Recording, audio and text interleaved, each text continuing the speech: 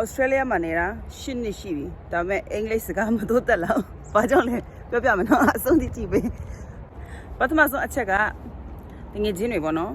အစင်နဲ့အတူလာခဲ့ကြတဲ့တငယ်ချင်းတွေကလည်းကိုရီမြန်မာအချင်းချင်းပဲအတူလာခဲ့ကြတယ်ပြီးတော့တအိမ်ထဲမှာနေခဲ့ကြတယ်ပြီးရင်အတူချက်စားတယ်အကြောင်းကလည်းအတူတူသွားကြတယ်အကြောင်းကလည်းအတူတူဆိုတော့အမှသွားတယ်လာတယ်ချက်စားတယ်ဒါပဲပေါ့နော်ဒါတစ်ပိုင်းပြီးတော့ဒုတိယအချက်ကကျတော့အစင်ရဲ့ကိုယ့်ရဲ့ boyfriend ပေါ့နော်အဲ့တော့ boyfriend အခုကတော့အမျိုးသားဟုတ်ပြီ तू ကလည်းကိုယ့်လူမျိုးထဲကပဲအဲ့ဒါဆိုတော့ကိုယ့်လူမျိုးစကားကိုယ့်စကားပဲကိုပြောတာလေနော်ဘယ်နားမှာအင်္ဂလိပ်စကားပြောအချိန်မရှိဘူးအဲ့လိုမျိုး